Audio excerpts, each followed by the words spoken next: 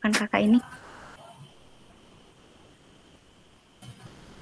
Kalau kendala ada atau enggak sih sebenarnya ada nggak ada ya. Maksudnya sebagai seorang praktisi data kita sebenarnya nggak harus pergi ke kantor atau nggak harus ketemu orang banyak gitu. Tapi dengan adanya Zoom meeting, dengan adanya beberapa teleconference yang sering digunakan itu sangat-sangat membantu sekali justru gitu. Kenapa? Karena dengan adanya teleconference justru kita bisa lebih on time dalam apa ya menentukan waktu meetingnya gitu. Misalnya gini, ketika waktunya udah disetting pada jam misalnya jam 5 sore kita meeting. Itu kan ada beberapa bantuan tools seperti Google Calendar yang membantu kita untuk mengingatkan gitu. Justru kalau misalnya kita harus meet up untuk bahas sesuatu, mungkin aja ada beberapa orang yang datangnya tidak on time gitu. Nah, dengan adanya pandemi ini positifnya itu, negatifnya adalah energi ya. Kalau misalnya di dunia kerja itu energi bareng-barengnya itu tuh nggak sebesar ketika nggak pandemi gitu. Maksudnya ketika kita ketemu orang, apalagi saya orangnya ekstrovert gitu ya. Ketika ketemu orang saya dapat energi banyak, saya dapat informasi banyak gitu. Tapi ketika pandemi gini, di mana kantor-kantor harus menerapkan sekarang PPKM darurat, jadi ada 20% masuk, sisanya di rumah, itu benar-benar menguras energi sih sebenarnya gitu. Energi untuk enhance langsung sama teman-teman, kemudian energi juga untuk apa bisa seru-seruan bareng gitu. Gitu sih. Mungkin positif negatifnya ya. Oh iya Kak, mungkin walaupun banyak negatifnya, tapi pandemi ini juga banyak sih positifnya buat kita gitu ya Kak. Iya benar. Oke, mungkin karena waktunya sudah menunjukkan 15.47, mungkin kita mulai saja. Baiklah, teman-teman dan Kak Tantu, izinkan saya untuk memulai acara pelatihan TIK pada hari ini. Assalamualaikum warahmatullahi wabarakatuh. Waalaikumsalam warahmatullahi wabarakatuh. Selamat sore dan salam sejahtera untuk kita semua. Selamat datang Kak Tantut selaku pemateri pada sore hari ini, kepada pembimbing juga ya ada yang datang, dan teman-teman sekalian yang telah hadir pada acara pelatihan sore hari ini. Saya ucapkan terima kasih kepada teman-teman dan Kak Tantut selaku pemateri yang telah menyempatkan waktunya untuk berbagi ilmu pada kami di sore hari ini. Sebelumnya, izinkan saya memperkenalkan diri terlebih dahulu. Saya Aura Usnani Putri Zaidani, mahasiswa jurusan Ilmu Komputer Angkatan 2020. Pada kesempatan kali ini, saya diamanahkan untuk memoderatori acara pelatihan TIK pada sesi sore hari ini, yang bertemakan penambangan data. Oke, supaya lebih akrab, sepertinya kita lebih baik untuk berkenalan kepada pemateri kita dulu nih.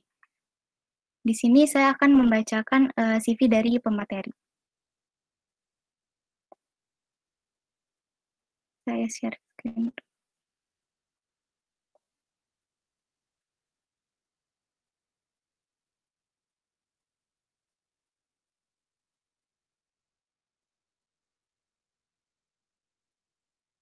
Nama Tantut Wahyu Setioko.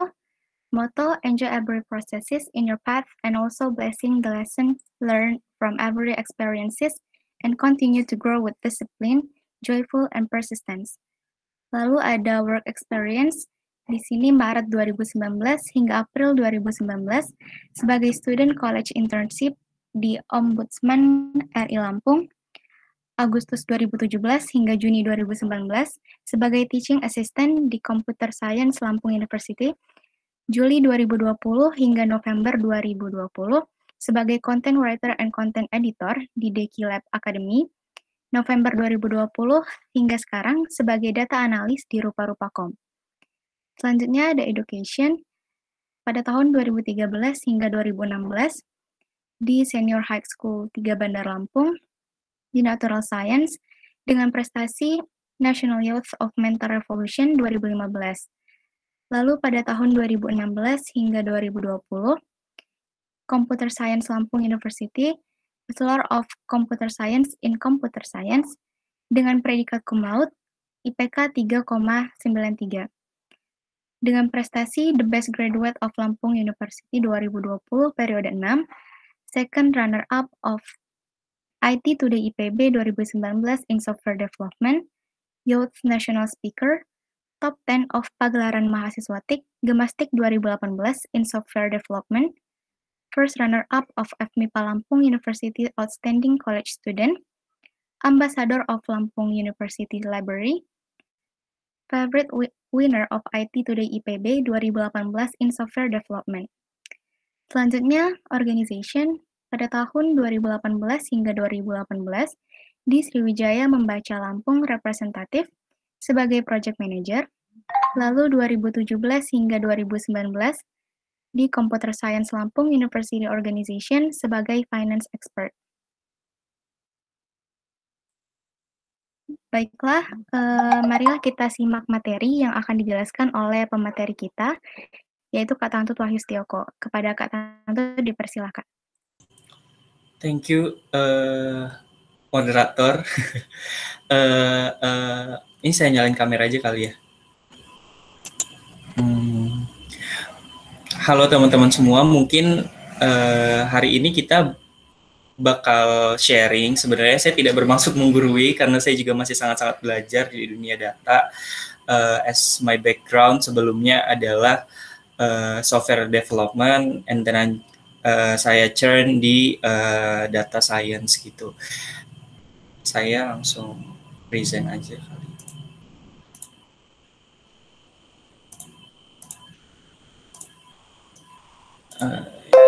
Share screen saya udah tampil kan ya?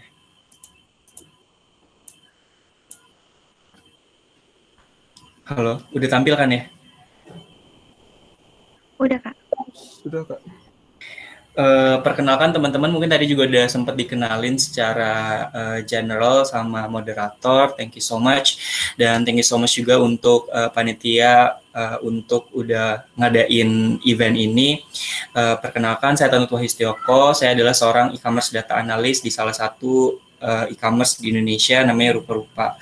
Nah, sebelumnya saya adalah alumni ilmu komputer di 2000. Saya mahasiswa 2016 dan diwisuda di Juli 2020 gitu. This is my professional experience. Saya pernah jadi asisten dosen, kemudian juga pernah jadi content writer dan content editor, sampai hari ini jadi data analis di ruparupa.com, perusahaannya Kawan Lama Group. Sebenarnya I'm just a worrying dreamer of my life, but I know what I have to do. Sebenarnya tuh ini cuman sharing aja gitu ya. Saya adalah orang yang sangat worry sama hidup saya gitu. Pada saat saya kuliah, I don't know what I have to do in software development, practicing as a product manager atau orang yang menghandle how the system can run well. Tetapi ada keraguan gitu ya dalam diri saya. I can't code gitu waktu itu. I can't make a system. I can't make an apps gitu. Saya nggak bisa buat aplikasi. Saya nggak bisa buat sistem gitu. Kenapa? It's because I cannot doing code exactly gitu. Saya nggak expertise di code gitu. Nah, jadi saya worrying gitu. Saya meragukan diri saya waktu itu sebagai wisudawan gitu. Tetapi satu hal yang saya ketahui dari diri saya adalah saya tahu apa yang harus saya lakukan akibat saya nggak bisa code itu gitu. And then saya ikut bootcamp gitu. Di akhir-akhir perjalanan wisuda saya ikut bootcamp di salah satu bootcamp online yang diadakan gitu. Nah, di situ saya belajar coding mulai dari awal banget, starting banget dari awal. Saya coding pakai Python sama R. Kemudian juga saya perdalamin SQL saya gitu. Akhirnya saya betah dan saya nyaman, dan akhirnya the life go on sampai sekarang saya menjadi praktisi data gitu di salah satu e-commerce. Kenapa sih saya milih e-commerce? Sebenarnya dari sebelum wisuda saya udah menuliskan gitu ya di HP saya ataupun di buku-buku saya harus bisa jadi salah satu orang yang ada di Tokopedia waktu itu. Jadi salah satu orang yang ada di Blibli. Jadi salah satu orang yang ada di Halo Dokter waktu itu. Tetapi untuk mencapai ke sana ternyata butuh experience yang luar biasa gitu. Kenapa? Karena itu adalah salah satu unicorn di Indonesia. Dan sampai sekarang saya masih memimpikan hal itu gitu, masih saya kejar sampai sekarang untuk jadi salah satu orang yang ada di Tokopedia gitu.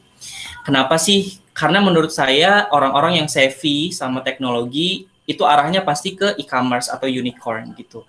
E-commerce unicorn. Kenapa? Karena di situ kita bakalan tahu banget penerapan teknologi secara maksimal, penerapan teknologi secara masif, secara besar-besaran, how to handle the customers, how to handle all the things that datang karena jalan waktunya e-commerce itu 24 jam.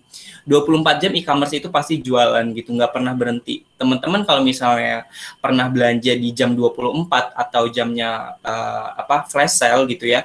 Nah, itu bergerak terus waktunya di e-commerce gitu. 24 jam kita jualan. Nah, itu teknologinya yang digunakan itu sangat-sangat besar gitu. Nah, saya mau banget jadi salah satu orang yang tahu sebenarnya teknologinya seperti apa yang digunakan gitu.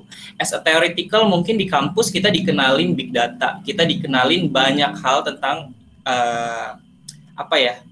theoretically kayak infrastruktur yang seperti apa, tapi how to know penerapannya di dunia industri mungkin kita belum gitu. Nah, makanya kenapa saya ngotot banget saya mau ke e-commerce industry gitu. It's because I want to know how they implement the big teknologi yang ada di perusahaan mereka gitu. Nah, ini beberapa foto gitu ya. Setelah saya wisuda, after wisuda itu saya ngapain? Sebenarnya saya masih menggalaukan diri saya setelah wisuda. Jadi nanti kalau misalnya teman-teman ada kegalauan setelah wisuda, itu adalah hal-hal yang sangat wajar dialami gitu ya. It's called the quarter life crisis gitu. Jadi teman-teman jangan anxiety itu adalah salah satu hal yang selalu dilakukan. Bahkan di angkatan saya juga sekarang masih mengalami hal-hal itu. Tetapi you have to know what you have done for it gitu. Apa yang harus kamu selesaikan dengan itu gitu. Nah, mengerti diri kamu, jujur pada diri kamu adalah salah satu hal yang menurut saya benar-benar sangat bisa digunakan di masa-masa saat ini, di umur-umur kita saat ini gitu. Saya wisuda waktu itu dinobatkan sebagai wisudawan terbaik.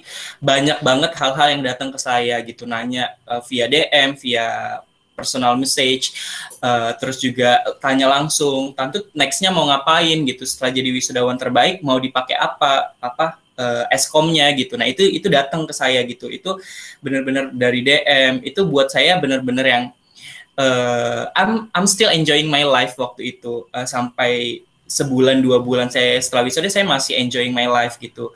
Like it's my time untuk mengerti, mengenal serta mengapresiasi apa yang sudah saya lakukan di 3,5 tahun itu gitu. Nah, pada saat itu datang banyak, "Tante mau kuliah lagi di mana? Gini-gini, mau kerja apa mau ngapain?" kayak gitu tuh datang ke saya gitu. Nah, jadi beban of course karena ada worrying, keraguan yang saya dapatkan, tetapi jadi pacuan iya gitu. Jadi kayak oke deh, di 2 bulan setelah saya wisuda saya baru apply kerja gitu. Nah, Juli, Agustus,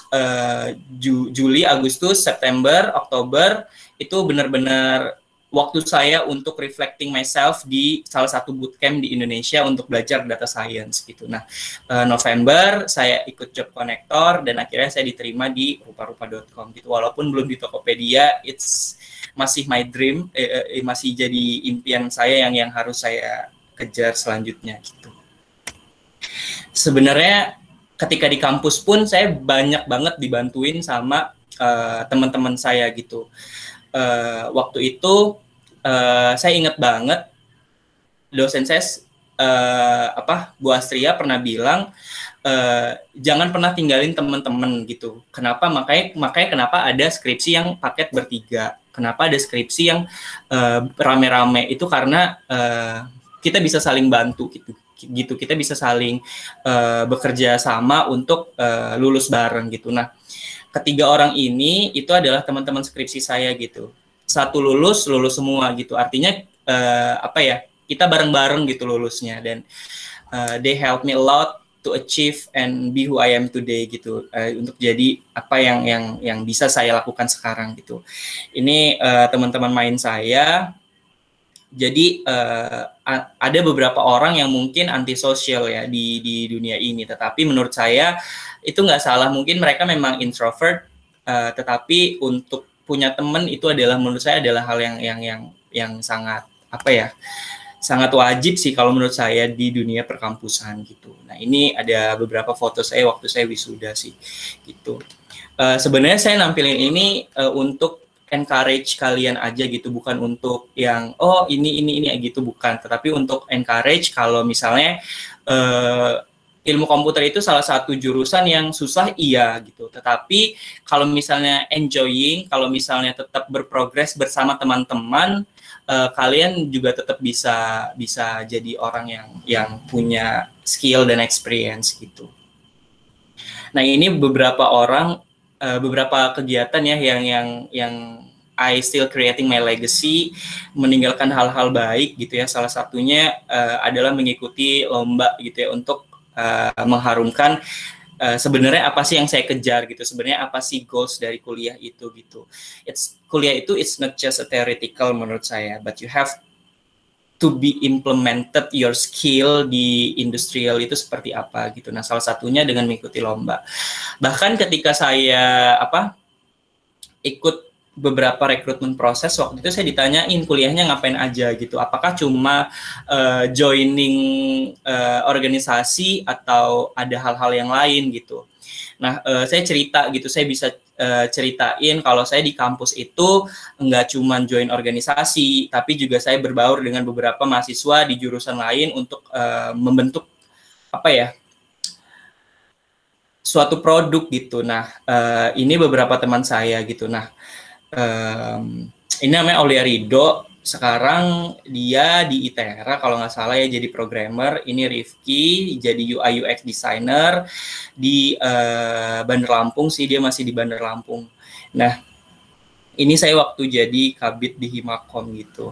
Nah, artinya waktu di kampus itu adalah salah satu hal yang terindah gitu ya, salah satu hal yang menurut saya kalau misalnya saya bisa ngulang kegiatan di kampus, mungkin I'm not just focus on creating a mark or value gitu ya. Saya nggak cuma fokus juga nggak hanya juga fokus untuk dapetin IPK 3,93 gitu, tetapi saya juga mau fokus untuk creating something gitu ya. Mungkin saya create e-commerce, mungkin saya create something yang bisa jalanin bareng-bareng sama temen gitu. Nah, saya crawling knowledge, cari tahu sebenarnya build something itu seperti apa, build a product itu seperti apa gitu. Nah, as a theoretical mungkin kita dapat, tapi praktikalnya masih sangat harus digali gitu. Nah, bahkan sampai hari ini pun saya masih ngegali sebenarnya praktikal yang mau saya dalemin itu apakah hanya bidang data atau nanti saya lompat ke digital marketing atau seperti apa, itu masih benar-benar saya gali gitu. Karena menurut saya data itu adalah salah satu core value-nya company. Teman-teman semua nanti kalau misalnya ada di dunia data gitu ya, di dunia data analis, data engineers atau machine learning engineers, which is the three of us is a data scientist, itu tuh teman-teman bakalan dikejar banget sama orang marketing, sama orang konten, sama orang operation untuk tahu sebenarnya behavior customer, behavior pembeli kita seperti apa, barang-barangnya apa aja. Nah, kayak gitu. Jadi data itu sangat-sangat krusial untuk untuk bisa meningkatkan performa perusahaan melalui data gitu. Tapi bukan satu-satunya hal yang krusial gitu. Kenapa? Karena butuh banyak pertimbangan setelah membaca data, banyak consideration. Oh, ternyata barang ini naik. Kenapa? Karena lagi pandemi. Contohnya penjualan masker lagi naik banget. Kenapa? Karena lagi pandemi gitu. Terus juga penjualan alat-alat rumah tangga, furniture seperti meja belajar itu naik banget karena di era pandemi seperti ini gitu. Nah, ada banyak consideration yang bisa kita lakukan di situ. Kayak misalnya kita buat diskon, kita buat campaign flash sale untuk menjual barang-barang itu gitu. Terus kita lihat trafficnya di jam berapa, lakunya. Nah kayak gitu tuh itu akibat adanya data gitu. Kenapa saya cinta banget sama data? Karena data itu melatih saya untuk berbicara lebih baik di depan tim manajerial yang membutuhkan seperti tim marketing. Oh dia butuh salesnya segini, ini barangnya ini gitu. Bisa nih kita naikin ini gitu. Nah itu tuh bisa dilakukan akibat adanya crawling data dan processing data gitu.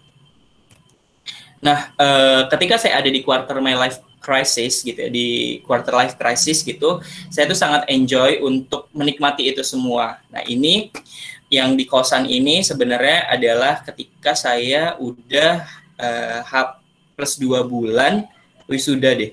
Ini H plus 2 bulan wisuda saya masih ketawa-tawa walaupun banyak pertanyaan, mau kerja di mana, mau kuliah lagi atau enggak, kayak gitu-gitu.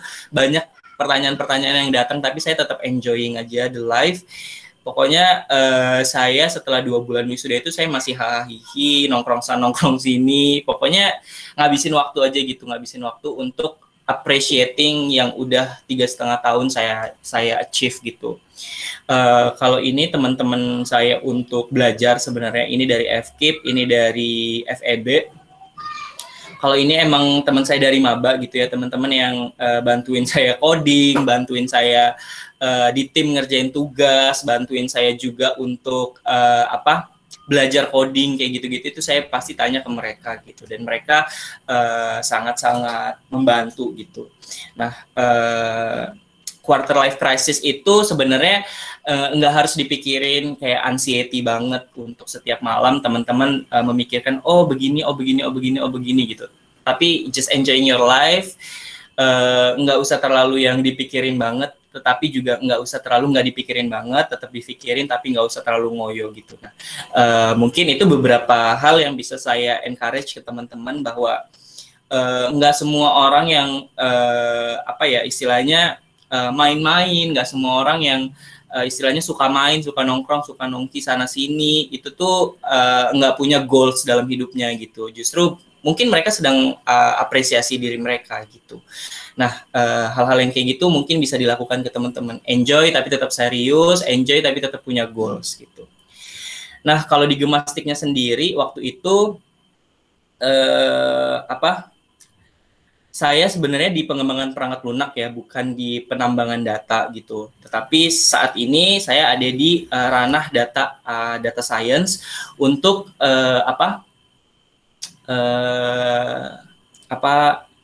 bekerja di ranah data science gitu. Nah, untuk Gemastiknya sendiri pada tahun 2018 final di Surabaya waktu itu berangkat sama Bu Astria. Sebenarnya yang membimbing saya itu banyak banget gitu teman-teman.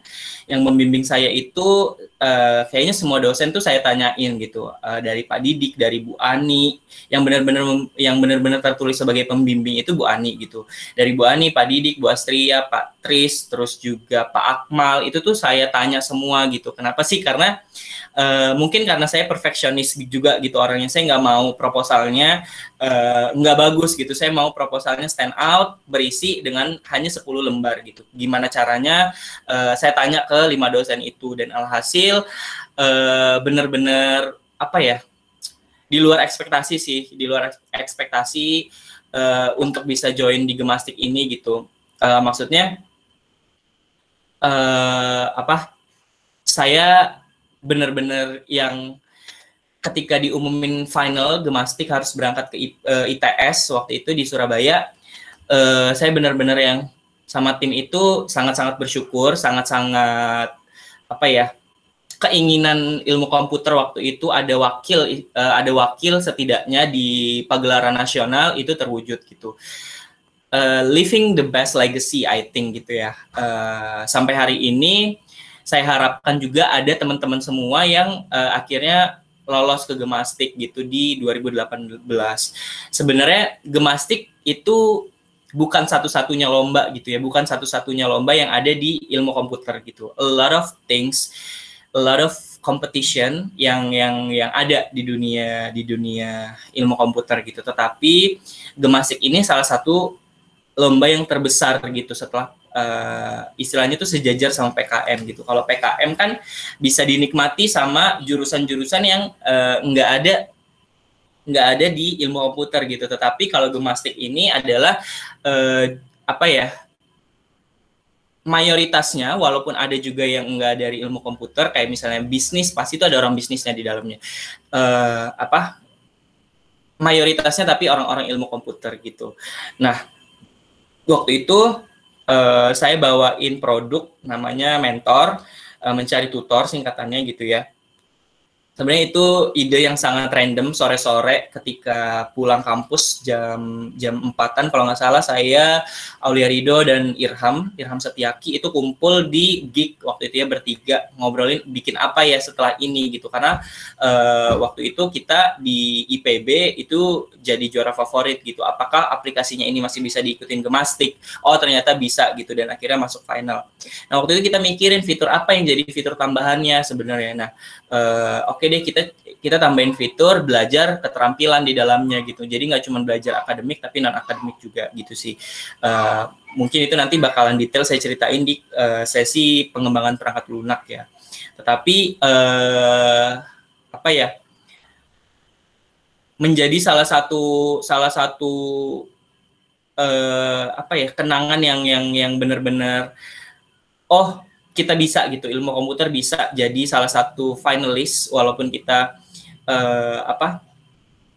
sangat-sangat apa ya, kalau dilihat dari historinya kita ada, terus nggak ada, terus ada, terus sekarang saya harap sangat-sangat berharap dengan adanya apa ya, pengembangan di Gemasik ini benar-benar apa ya, benar-benar impactful to impactful ke universitasnya gitu. Nah,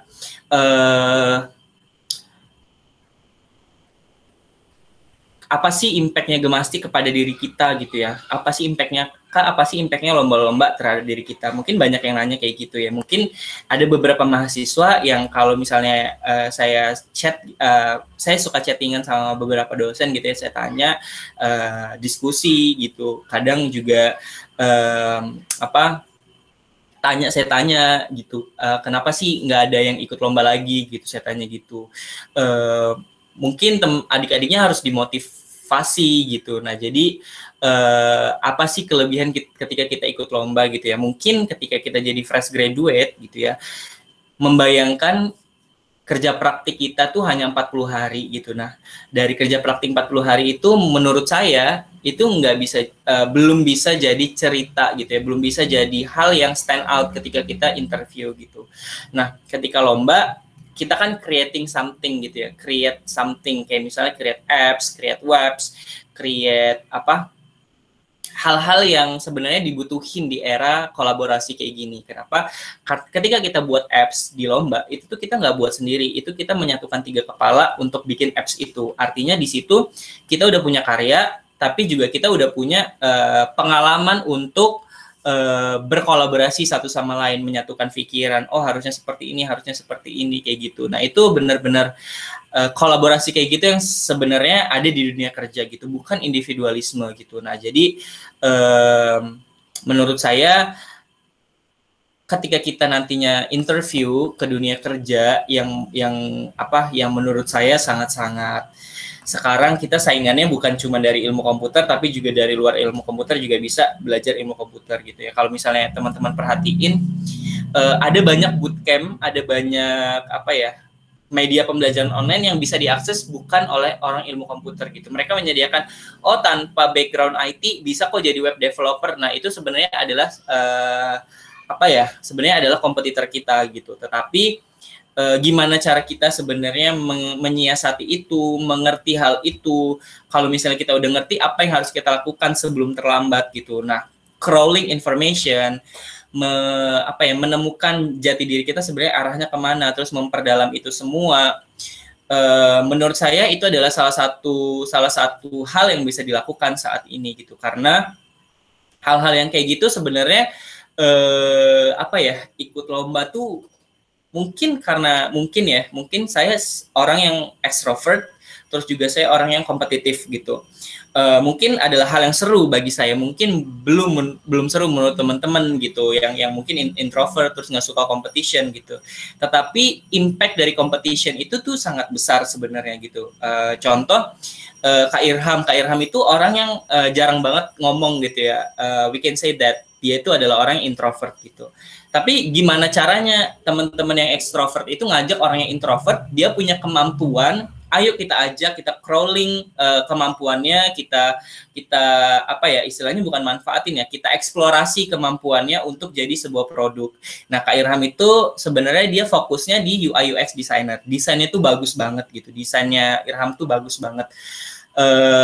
Kenapa juga sebenarnya kita bisa istilahnya kalau banyak ide-ide yang bagus gitu ya. Kenapa juga menurut saya kita bisa jadi salah satu finalist di beberapa lomba di nasional, itu tuh karena desainnya juga yang mendukung gitu. Desainnya mendukung, programmernya juga mendukung gitu, dan juga ada ide bisnisnya juga gitu.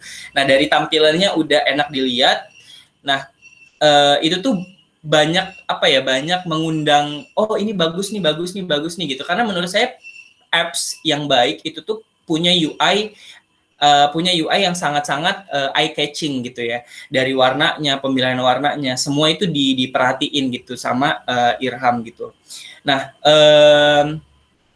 udah gitu kita ngambil warna yang sejalan dengan warna Gemastik. Waktu itu kita sepakat untuk, oke deh, dijadiin warna biru gitu. Nah, Gemastik sendiri waktu itu warna biru tua gitu ya. Nah, kalau dilihat kita senada gitu sama Gemastik. Nah, mungkin itu juga adalah salah satu penilaian dari tim Gemastik. Oh, ini matching nih gitu. Tapi saya nggak tahu sebenarnya penilaiannya seperti apa gitu ya. Yang jelas kita bertiga bersama para dosen pembimbing itu benar-benar kerja keras ya. Setiap hari kita bertiga tuh pulang sore membahas, kita presentasi, ketika mau final kita benar-benar yang mengejar that we have to win gitu ya. Kita harus menang walaupun kita nggak bisa menang, tapi persiapannya harus menjadi seorang pemenang. Nah, karena menurut saya kita bertiga tuh orang yang fokus sama winning, bukan fokus sama winner gitu ya. Orang yang fokus sama winning every proses yang kita bangun bersama-sama gitu. Nah, jadi tujuan awalnya kita pengen winning, kita ayo dong kita buat satu karya yang bisa kita bawa gitu, yang bisa kita kenalin gitu. Nggak peduli mau menang ataupun mau kalah, tetapi of course kita udah take effort gitu. Nah, sebenarnya di Gemastik ini juga di beberapa lomba ya, itu juga ada yang mengumpulkan video gitu. Nah, waktu itu kita libatin banyak orang juga untuk join di video kita gitu. Jadi saya minta tolong waktu itu sama Kak Yuda Pongah untuk benar-benar enhance atau ide video kita itu jadi lebih kaya gitu. Nah, video aplikasi kita tuh jadi lebih lebih keren, lebih idenya tuh lebih tereksplor melalui visualisasi. Nah, Kak Yuda itu salah satu orang yang juga berjasa ketika kita bertiga ada di Gemastik gitu. Nah, istilahnya banyak tim yang bisa dibentuk, bukan cuma bertiga aja gitu, tetapi juga kita bisa libatin teman-teman kita yang punya kemampuan gitu. Nah, bayar atau enggak ke Kak Yuda sebenarnya itu nggak bisa saya ungkapin ya di sini ya. Yang pastinya kita ada ucapan terima kasih ke Yuda gitu ya. Nah, sekali lagi mungkin kalau saya reverse, temen itu bakalan bantuin kita gitu. Nah, makanya kenapa jangan pernah ninggalin temen ketika di kampus, walaupun ketika skripsi ada yang ngambil tema sendirian kayak gitu-gitu juga tentu saja kita butuh temen untuk sharing, untuk gimana ya solusinya, tahu nggak, ngerti nggak, kayak gitu-gitu. Nah, mungkin kita bisa tukar pikiran gitu. Nah, itu sebenarnya hal-hal yang bisa saya sharing gitu ke teman-teman. Mungkin nanti kalau misalnya ada pertanyaan, teman-teman bisa keep dan bisa tanya langsung aja nanti ketika ada sesi Q&A gitu. Nah, balik lagi ke dunia data, sebenarnya seorang praktisi data itu siapa sih dan ngelakuin apa sih gitu. Nah, jadi seorang praktisi data itu sebenarnya ada tiga hal yang membentuk gitu ya. Yang pertama ada data engineers. Data engineers ini sebenarnya melakukan apa sih? Data engineers ini sebenarnya melakukan collection data dari sumber eksternal ataupun internal. Sumber eksternal itu apa sih, Kak? Misalnya gini ya gambarannya teman-teman. Sumber eksternal itu ketika teman-teman pesan gitu ya, pesan check out barang, teman-teman kan melakukan pembayaran gitu ya. Teman-teman dapat virtual account untuk melakukan virtual number untuk melakukan pembayaran gitu kan. Terus juga teman-teman mendapatkan resi. Teman-teman juga input apa ya? Istilahnya itu touch di HP teman-teman itu sebenarnya kebaca gitu. Nah, sebenarnya data-data eksternal itu disebutnya kalau di kita namanya 3PL ya, third party gitu. Nah, data payment itu tuh di cover sama beberapa bank gitu. Jadi datanya itu nangkap data-data bank juga gitu. Itu data eksternal yang pertama. Data eksternal yang kedua, teman-teman kalau misalnya ada resi itu kita juga kerjasama sama 3PL namanya misalnya JNE, misalnya juga Gojek, Bluebird kayak gitu-gitu yang sistem pengantarannya gitu. Kenapa juga kita bisa dapat resi.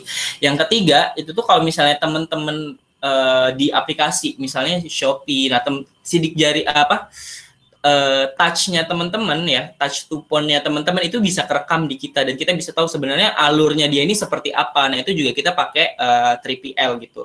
Data internalnya adalah data transaksi yang ada di aplikasi. Misal teman-teman tambah baju di keranjang, habis tambah baju teman-teman check out, habis check out teman-teman payment. Nah, itu data internal kita gitu yang bisa kita tangkap.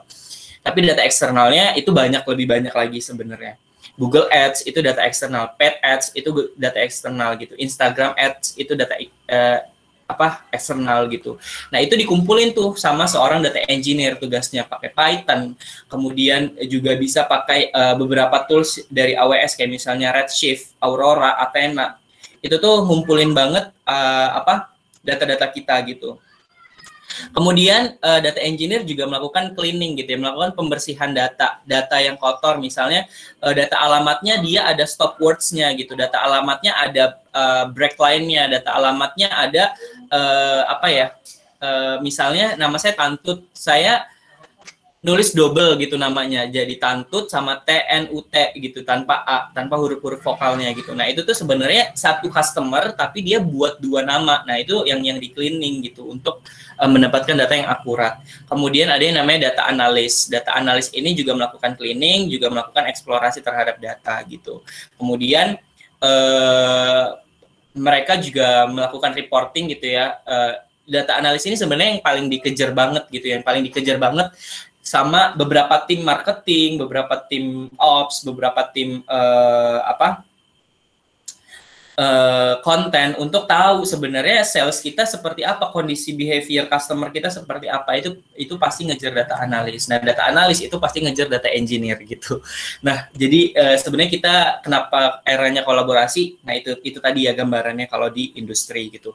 Nah, kemudian ada yang namanya machine learning engineers gitu. Nah, machine learning engineers ini melakukan apa sih? Kayak implementasi beberapa algoritma machine learning kayak misalnya customer segmentation, kemudian juga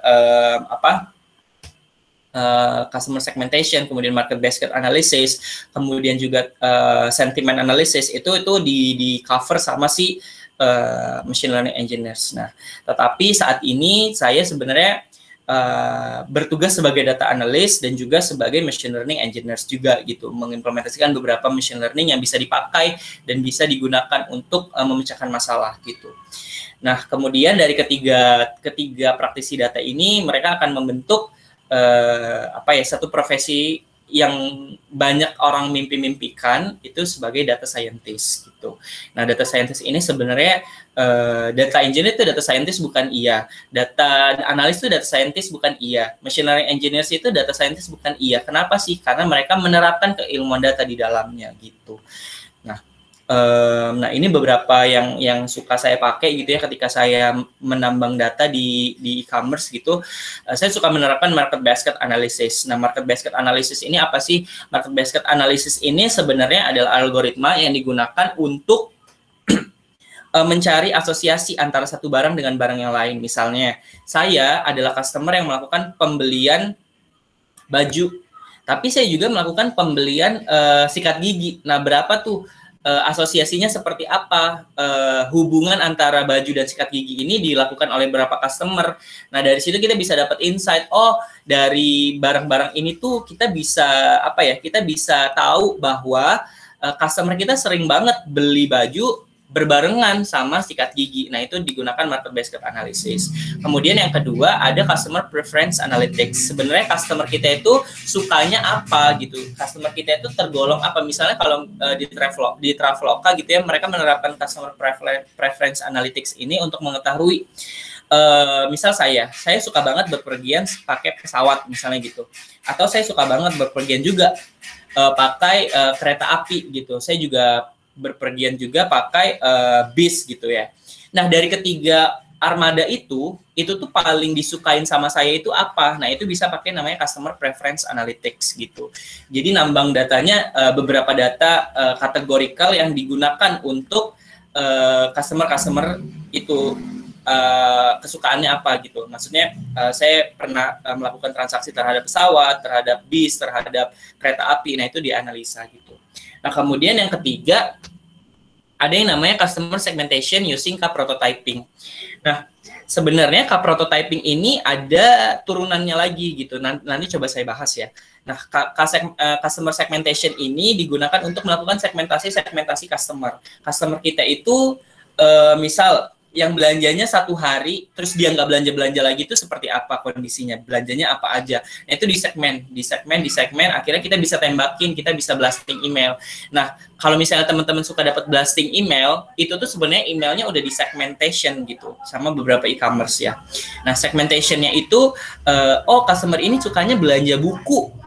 Oke deh, kita tembakin email yang buku gitu, email-email yang promo-promo buku ke customer ini gitu.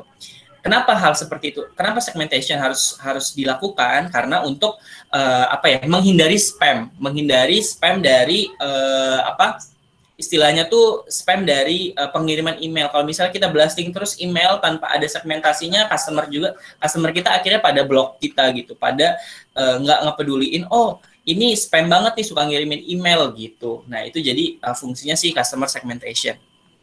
Kemudian yang keempat ada web scraping. Nah, sebenarnya web scraping ini juga salah satu penambangan data, namanya web mining ya, web mining gitu. Jadi kita nge-scrap, saat ini proyeknya lagi jalan yang web scraping ini. Web scraping ini kita scrap data, misal saat ini kita lagi scraping datanya GDID gitu ya. Kita lagi nyoba untuk narik data front end-nya GDID, kita ketahuin barangnya apa, terus stoknya mereka ada berapa, terus dijualnya berapa gitu. Nah, itu tuh kita lakuin web scraping. Jadi kita scrap data dari front end-nya e-commerce yang ada gitu, kita ambilin data. Oh, kita tahu nih stoknya, terus yang beli berapa sih, ini dapat rating berapa. Nah, kalau misalnya ada hal yang mirip nih yang kita jual di e-commerce kita, apakah harganya kita itu bersaing dengan harga mereka dengan kualitas yang sama gitu. Nah, itu tuh digunain web scraping ini gitu. Jadi keilmuan data itu menurut saya sangat-sangat nggak terlalu saklek sama statistik, nggak terlalu saklek sama matematik, tetapi ada juga di dalamnya yang menggunakan statistik matematik juga gitu. Nah, jadi web scraping mungkin gambarnya seperti itu. Jadi kita ambil data, kita bandingin sama data kita seperti apa, kayak gitu sih. Jadi kita bisa tahu kondisinya seperti apa. Nah, automation dashboard untuk S-hardware. Nah, sebenarnya saat itu S-hardware itu adalah kenapa S-hardware, mungkin saya reverse lagi. Jadi saya e-commerce rupa-rupa itu adalah salah satu digital enablers atau penghubungnya beberapa company kayak S-hardware, Informa, terus juga Chatime, terus juga udah gitu Toys Kingdom Indonesia. Nah, yang ada beberapa lagi company lain yang di digital enablers kan sama si rupa-rupa ini. Jadi kita jualannya produk-produk yang punyanya Ace, punyanya Informa, punyanya Toys Kingdom, dan punya Chatime gitu. Original atau enggak barangnya, kadang ada di beberapa e-commerce lain barangnya not guarantee original gitu ya. Tapi di rupa-rupa 100% original barangnya karena kita langsung dapat supplier langsung, satu company sama Rupa-Rupa itu produk-produknya Ace, Informa, dan Toys Kingdom dan lain-lain gitu. Nah, saya saat ini sedang ada project untuk real time dashboard. Salesnya Toys Kingdom Indonesia kemarin udah selesai punyanya S Hardware. Kemudian sekarang kita berangkat ke Toys Kingdom Indonesia untuk melakukan otomasi itu gitu. Nah, otomasi itu pakai apa sih? Saat ini saya pakai Google Data Studio dan BigQuery. Kalau yang Ace kemarin saya pakai QuickSight by Amazon, Amazon Web Service (AWS). Nah, itu ada beberapa perbedaan gitu ya. Nah, teman-teman kalau misalnya mau belajar bikin dashboard automation, teman-teman bisa pakai Google Data Studio karena dia free untuk teman-teman. Kalau misalnya mau buat portofolio, teman-teman buat portofolio aja gitu, crawling data dari internet. Biasanya data-data itu ada free ya. Misalnya teman-teman bikin dashboard untuk data COVID gitu. Nah, itu bisa teman-teman ambil sambil ngisi mungkin waktu kosongnya teman-teman di rumah rebahan, bisa dipakai untuk belajar bikin dashboard. Kenapa sih bikin dashboard? Saat ini dunia data itu udah nggak pengen ribet lagi gitu. Dunia data itu udah nggak pengen istilahnya crawling data dulu, terus juga analisa dulu, terus juga implementasi pakai Python dulu, terus juga pakai R atau pakai SQL gitu. Nah, sekarang itu udah tinggal kita suntikin datanya ke Google Cloud, ke cloud computing. Nah, kita dari situ tuh. Nah, dari situ kita tarik datanya ke beberapa tools visualisasi kayak Tableau, QuickSight, terus juga Google Data Studio. Nah, pola trennya sekarang seperti itu. Jadi kita udah enggak yang tradisional atau manual lagi untuk oke deh kalau mau cari sales di 2020 kita harus coding dulu. Walaupun sekarang saat ini saya masih ada beberapa hal yang belum diimplementasikan automation, saya masih coding gitu ya, saya masih crawling data internalnya gitu. Saya suka masih yang kalau ini ada request baru dan dadakan saya juga masih suka. Tetapi untuk yang kayak regular, kayak tim managerial itu suka nanya banget turunnya kenapa? Nah, itu bisa kita analisa tuh dari waktunya, dari lagi ada apa sih sebenarnya kenapa salesnya bisa turun, terus juga yang lagi naik apa, itu tuh udah one time klik aja kita udah bisa tahu gitu. Dengan apa? Dengan automation gitu. Nah, itu sekarang lagi automation, saat ini saya lagi automation punyanya Toys Kingdom Indonesia gitu. Nah, kemudian juga ada data warehousing. Ini sebenarnya sebelum kita sebelum kita bisa crawling automation, kita sebenarnya buat data warehousing dulu gitu. Nah, data warehousing ini apa sih?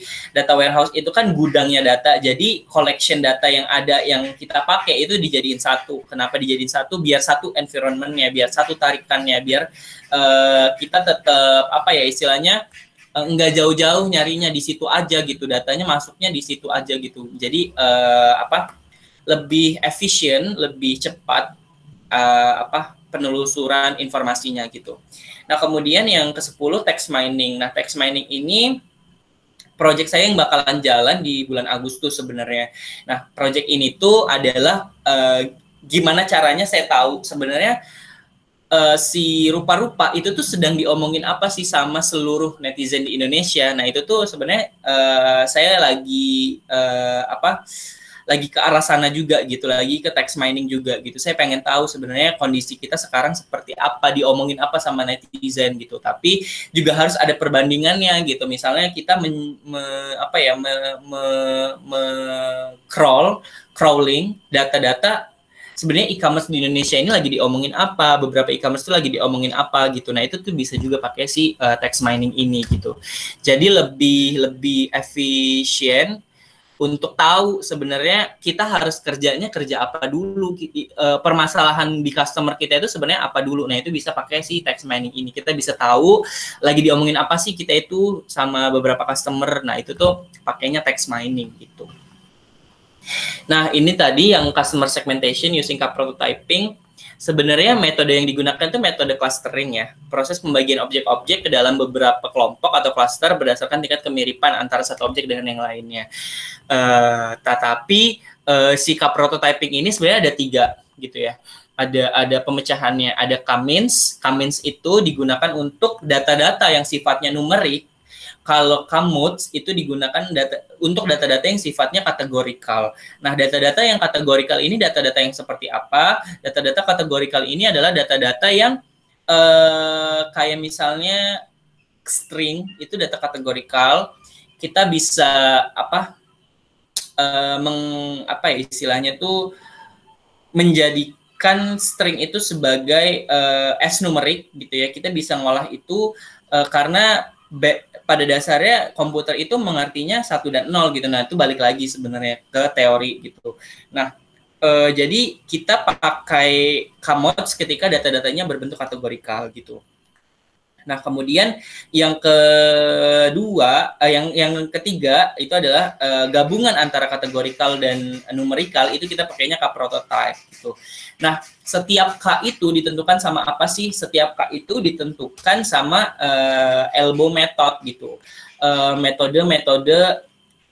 Elbow method itu metode yang digunakan untuk optimasi nilai K. Sebenarnya bukan satu-satunya metode, ada DBSCAN. Nah, kita juga bisa nemu tuh dari DBSCAN. Kalau di Python kita bisa pakai DBSCAN untuk menemukan nilai K-nya berapa gitu. Nah, biasanya kalau di kampus gitu ya, dulu saya belajar sama Pak Akmal sama Pak Rossi, nilai K sama Pak Kurnia juga, nilai K itu ditentukan berdasarkan perhitungan angka ketetanggaannya gitu kan. Pakai Euclidean distance namanya. Nah, kalau misalnya di code-nya itu kita udah aja gitu, lebih mudah daripada manualnya harus nulis-nulis, harus ngitung-ngitung yang banyak itu gitu. Nah, dengan komputer sebenarnya kita dengan Python itu sebenarnya atau R, kita tuh tinggal pakai aja, dan to be honest tidak sesulit apa yang dibayangkan mungkin saat ini sama teman-teman gitu ya. Codingnya nggak seberat ketika teman-teman bayangin, oh skripsinya nanti berat banget nggak ya kalau ngoding gitu. Mungkin kalau bikin web atau sistem mungkin berat gitu ya, karena saya juga nggak bisa gitu ya. Saya code-nya nggak ke arah sana, tapi saya code-nya ke arah data sekarang gitu. Nah, to be honest tidak sesulit apa yang mungkin dibayangin gitu ya. Kenapa? Karena mungkin ketika waktu dulu saya jadi mahasiswa gitu ya, saya ngebayangin gimana ya ngecoding hitungan tulisan tangan ke dalam komputer yang pakai Euclidean distance, harus ada loopingnya, harus ada perhitungan Euclidean distance-nya yang akar berapa itu saya lupa rumusnya. Ternyata di codingnya itu cukup pakai elbow method, kita ambil titik yang punya nilai paling dekat dengan segitiga siku-siku atau 90 derajat. Oh, berarti itu jumlah K optimumnya gitu. Nah, jadi kayak lebih memangkas hal-hal yang banyak ketakutannya gitu, banyak ditakuti gitu. Nah, itu dengan Python gitu. Nah, kemudian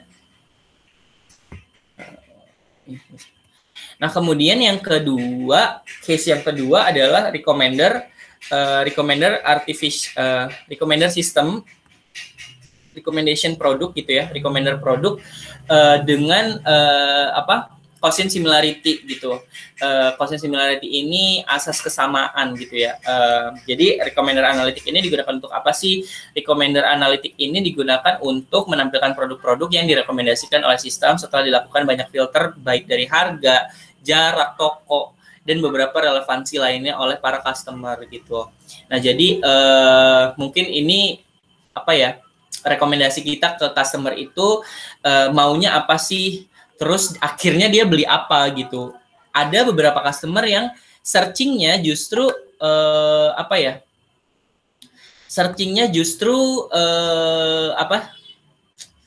sofa gitu, tetapi dia belinya lemari kayak gitu kan, sebenarnya nggak relevan dengan apa yang di search sama dia, sama si customer ini, dengan apa yang dibeli gitu. What customer want itu apakah sama dengan what customer buy gitu. Nah, itu di customer recommender analytics.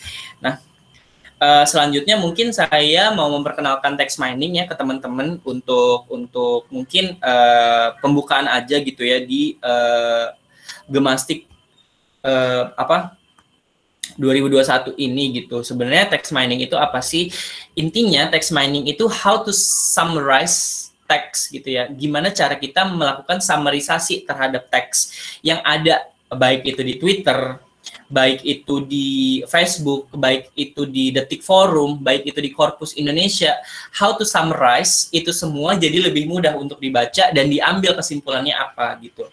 Nah, misalnya gini, dalam satu kurun waktu tertentu saya menemukan, oh ternyata orang-orang lagi ngomongin e-commerce itu membantu banget pada saat COVID-19 ini. Nah, apa usulan kita terhadap manajer gitu? Misalnya, oh Pak, ternyata e-commerce ini bantu loh. Bantunya di produk apa? Pasti itu diomongin juga. Oh, sekarang di Jakarta ada Shopee Food gitu ya. Ada Traveloka Eats gitu. Nah, ternyata membantu banget nih dengan promonya Traveloka Eats yang 50% dan benar-benar 50% dipangkasnya. Misal kita beli 35.000, oh kita cuma bayar 17.000 gitu. Nah, itu tuh benar-benar membantu, apalagi di era pandemi seperti ini gitu tuh. Nah, bisa tuh kita buat campaign-nya di kita gitu. Oh ternyata lagi ini nih yang naik. Oke deh kita buat, kita buat berdasarkan datanya gitu. Oh datanya lagi ngomongin ini kayak gitu. Nah itu bisa kita lakukan. Kemudian text mining ini juga bisa digunakan untuk menentukan sentimen analisis. Pada saat pemilihan presiden kemarin ada yang melakukan sentimen analisis terhadap presiden kita sekarang Joko Widodo. Sentimen analisisnya berapa persen yang positif, berapa persen yang negatif, dan berapa persen yang netral gitu. Nah itu bisa dilakukan gitu. Scrap datanya seperti apa? Biasanya scrap datanya itu menggunakan TweetPy kalau di Python ya, TweetPy itu untuk menemukan informasi yang ada gitu, informasi yang ada di Twitter gitu. Sekali lagi teman-teman jangan berpikir ini bakalan susah, ini bakalan berat, tetapi let's enjoying the game that you want to play gitu ya. Kayak misalnya kamu baru kenal sama FF, kamu baru kenal sama Counter Strike gitu. Kamu baru kenal sama PES, at the first time kamu bakalan nemuin hal yang belum pernah kamu rasakan. Setelah kamu rasakan, kamu dalamin, kamu bakalan ngerti gitu. Nah itu yang selalu saya lakukan. The first time saya nggak bisa coding gitu, saya nggak bisa coding, saya nggak bisa buat apps, saya nggak bisa buat web, dan saya menyerah ya, give up sama code waktu di kampus. Tapi setelah saya ikut bootcamp, saya dapat mindset. Kamu ketika kenalan sama orang, kamu tuh bakalan malu, bakalan canggung, bakalan bisa nggak ya kenalan sama dia, bisa nggak ya berteman sama dia.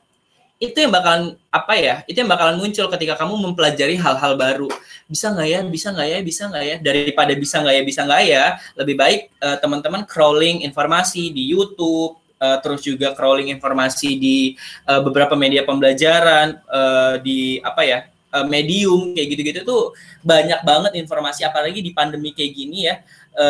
Kuliah, kalau misalnya dulu kuliah itu kan ke kampus jam kosong, pulang kongko-kongko, ngobrol-ngobrol, ngalor ngidul, makan sana makan sini, ke MBK, ke MCD atau kemana lah itu.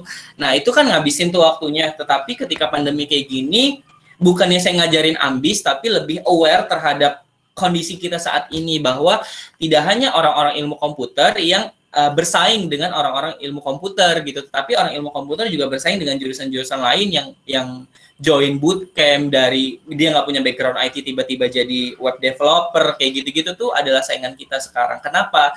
Karena mereka mau belajar gitu, mereka mau crawling hal yang walaupun saya nggak ada basicnya gitu ya, menurut mereka saya nggak ada basicnya, tapi ketika saya belajar saya bisa, why not, saya ada di dalam situ gitu. Nah makanya juga kenapa ada pepatah benar yang mengatakan bahwa ketika kita tidur itu banyak orang yang mati-matian mengejar apa yang diimpikannya gitu. Walaupun sebenarnya kita punya background-nya, kita punya basic-nya, kita tahu loh istilahnya coding itu seperti ini gitu. Tapi banyak dari ilmu komputer mungkin mahasiswanya tidak ingin mendalami itu gitu. Tetapi kenapa justru yang dari luar itu banyak gitu? Banyak orang-orang yang belajar coding, bukan dari jurusan ilmu komputer, justru dari jurusan ekonomi dia belajar coding kayak gitu. Nah, itu sebenarnya the real competitors of ourselves sih sebenarnya gitu. Nah, yang dilakukan, balik lagi ke text mining, yang dilakukan sebenarnya apa sih? Nah, di text mining itu ada 4 hal yang dilakukan gitu ya teman-teman. Yang pertama text processing, yang kedua ada text transformation, yang ketiga ada feature selection, yang keempat ada pattern discovery. Sebenarnya ada tools yang mudah banget teman-teman pakai gitu ya, namanya Oranye gitu, Orange. Nah, tools itu tuh digunakan untuk melakukan text mining, menemukan lagi diomongin apa sih gitu, lagi pembicaraan yang lagi gede banget di dalam teks itu tuh apa gitu. Yang sering muncul itu pembicaraan apa gitu, itu bisa dilakukan dengan Oranye gitu. Nah, kalau misalnya teman-teman pengen cepat, teman-teman bisa pakai itu gitu. Tapi kalau misalnya teman-teman pengen tahu prosesnya, pengen tahu lebih detailnya code-nya seperti apa, itu teman-teman bisa pakai Python atau R gitu.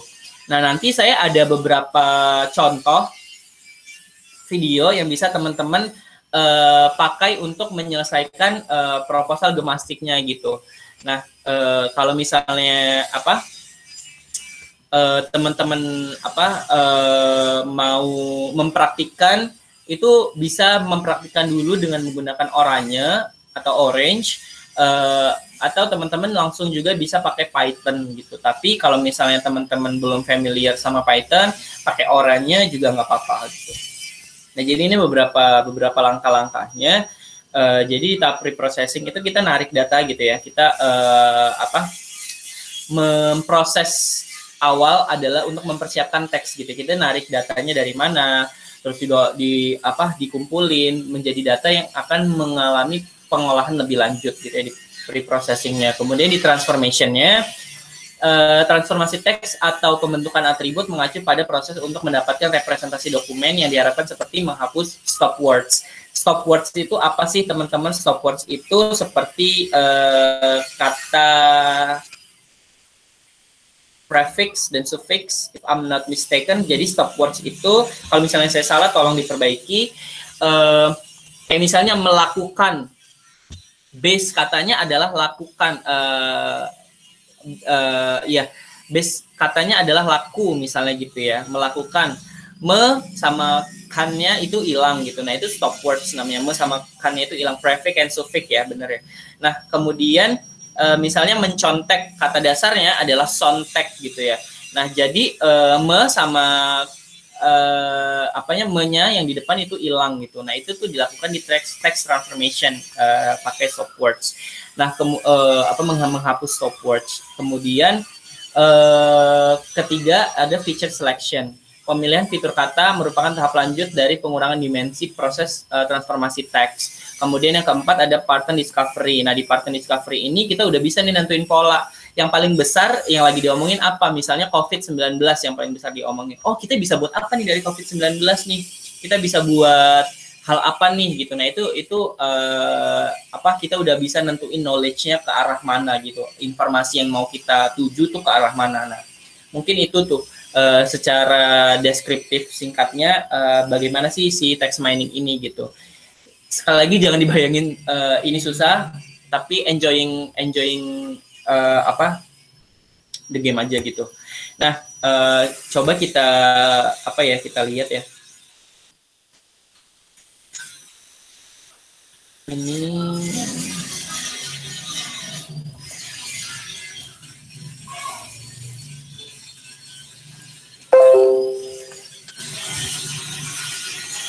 Writing's not that easy, but Grammarly can help.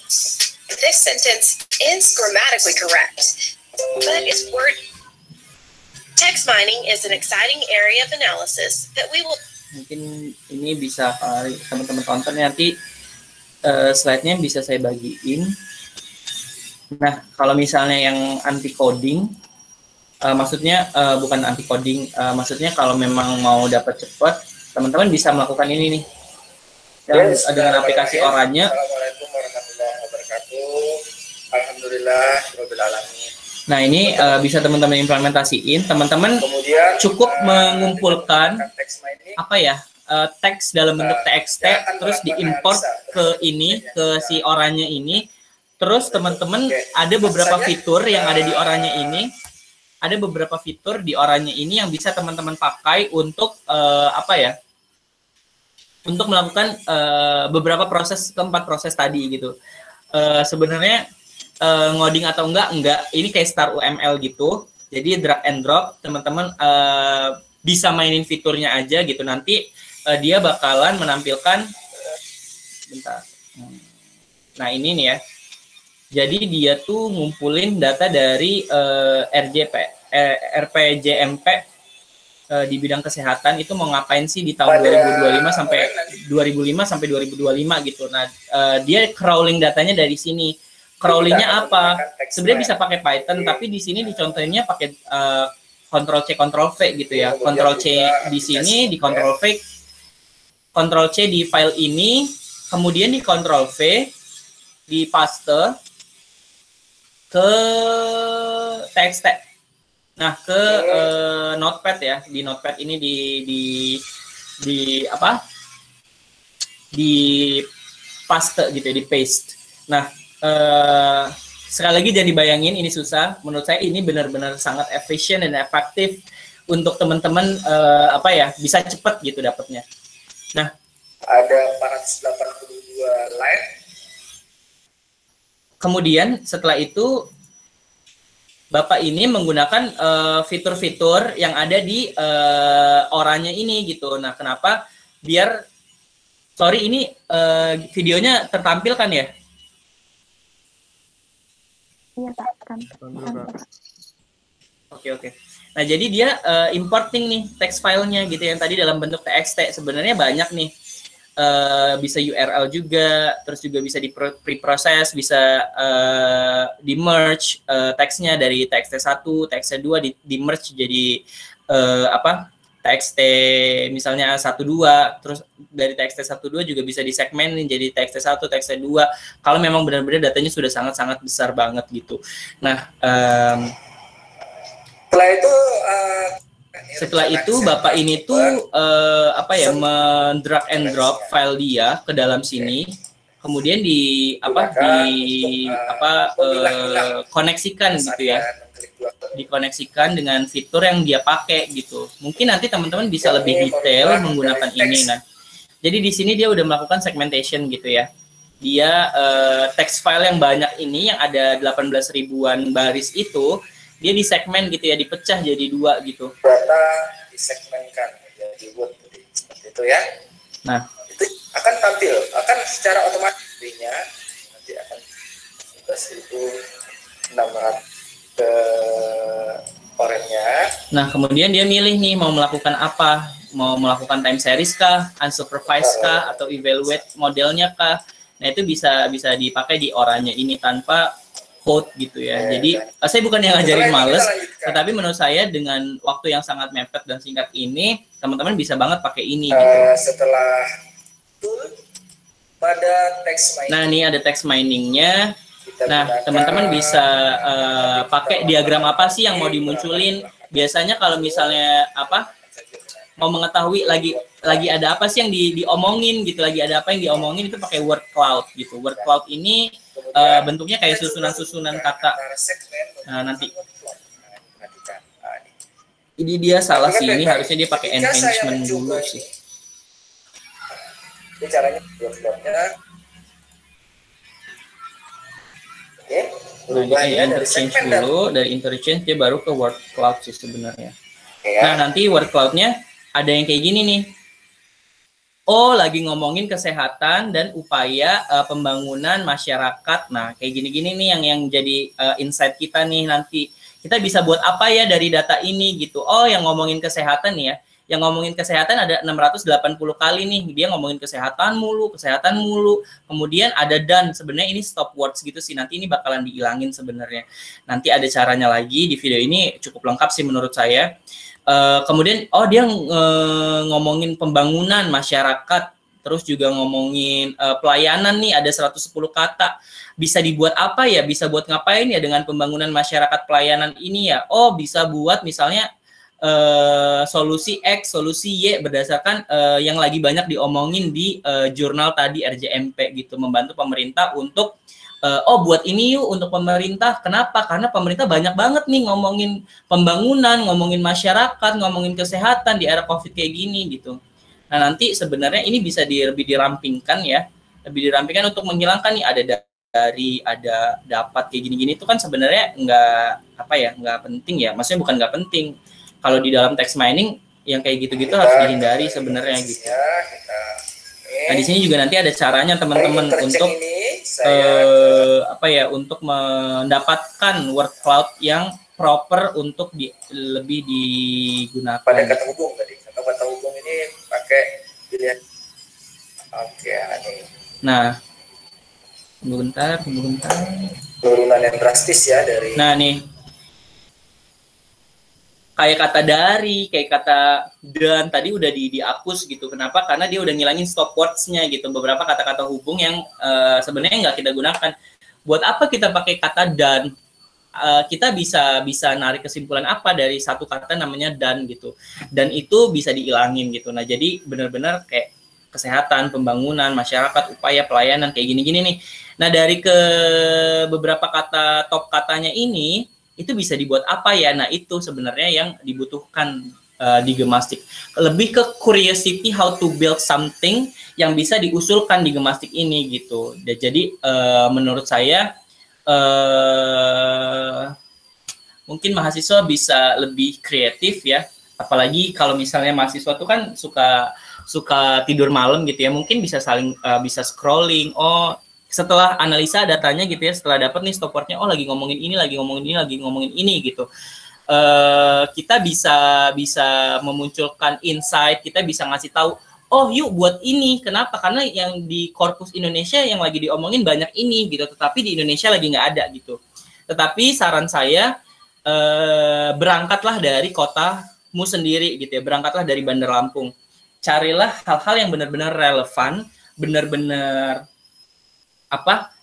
sedang terjadi gitu di Bandar Lampung. Oh, di Indonesia lagi bahas ini. Di Lampung udah ada belum ya? Di Bandar Lampung sendiri udah ada belum ya? Gitu. Nah, dulu kalau saya diajarin Bu Astria, jangan ambil skop yang sangat besar, kata Bu Astria. Tapi ambillah skop yang sangat kecil yang bisa kamu tangani. Kenapa? Karena kamu tahu kondisinya seperti apa gitu. Kamu tahu kondisinya yang sebenarnya terjadi di Bandar Lampung seperti apa kayak gitu. Nah, jadi hal-hal yang kayak gitu yang bisa teman-teman pakai sebenarnya gitu. Jadi jangan terlalu luas se-Indonesia dulu gitu, jangan terlalu luas mungkin provinsi itu udah cukup luas, tapi coba di Bandar Lampung ada nggak kayak gitu. Nah jadi itu bisa jadi consideration-nya teman-teman semua gitu. Mungkin itu yang bisa saya sharing ke teman-teman. Terus juga di slide saya ini sebenarnya ada contoh proposal Gemastiknya ya. Kalau yang proposal ini tuh mereka melakukan analisa terhadap ekonomi COVID. Sebenarnya bawang putih itu bisa dijadikan salah satu sektor income bagi masyarakat ketika apa gitu. Oh, mereka dapat datanya dari BMKG sih kalau dari BMKG kalau yang dari contoh proposal saya ini. Tapi mungkin bisa teman-teman jadikan consideration, bisa jadikan example untuk istilahnya bisa dipakai gitu. Bukan bisa dipakai ya, bisa dijadikan acuan gitu sih. Oke. Mungkin ini kata penutup dari saya. Bahkan setiap saat tuh ya teman-teman, saya selalu bilang bahwa diri saya itu hebat, saya kuat, dan saya pasti bisa. Walaupun ketika saya nggak bisa, saya lagi gagal, saya lagi menemui kesulitan, tapi saya selalu bilang, oh bisa. Kenapa? Karena it's a winning mindset gitu ya. Mindset yang pemenang gitu istilahnya.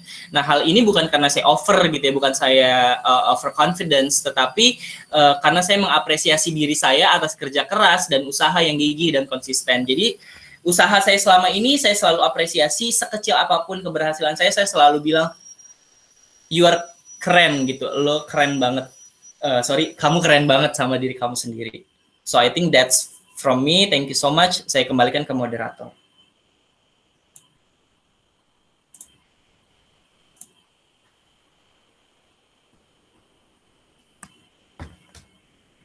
Baiklah, terima kasih kepada Kak Tantut materi yang sangat luar biasa, memotivasi kami semua. Selanjutnya mungkin sesi tanya jawab. Di sini saya ada pertanyaan nih Kak. Tadi kan dijelasin di situ ada yang namanya itu clustering. Nah, di clustering itu tadi ada pembagian objek itu berdasarkan tingkat kemiripan gitu Kak. Nah, tingkat kemiripan yang di sini tuh dari segi apa sih Kak? Dari objek-objek itu yang miripnya itu maksudnya di mana gitu? Oh gitu. Gini, jadi yang maksud saya kemiripan tadi kan kita udah ini ya. Kalau misalnya dalam algoritma clustering ya mungkin pakai K-means, kita udah mengklasterkan beberapa contoh beberapa data. Misalnya kalau misalnya di cluster sebenarnya bisa pakai ketetanggaan gitu ya. Ketetanggaan itu K-neighbors ya, K-neighbors yang pakai Euclidean distance itu gitu. Nah, kemiripan di sini tuh maksudnya yang tadi tuh yang mungkin saya salah ketik ya. Kemiripan di sini tuh tadi yang saya maksud adalah ketika kita order di Traveloka, let's say, itu kita bakalan dikasih tahu gitu, oh customer ini tuh lebih preference ke beberapa hal kayak misalnya berjalan-jalan, kayak traveling, nah kayak gitu tuh kita bakalan dikasih rekomendasi. Makanya kenapa suka muncul tuh di email kita ataupun di notifikasi kita, halo Tantut yuk jalan-jalan di era pandemi dengan memanfaatkan vaksinasi. Nah itu muncul sendiri, itu dengan menggunakan kemiripan gitu sih. Oh iya lupa. Kalau dari hal teknis,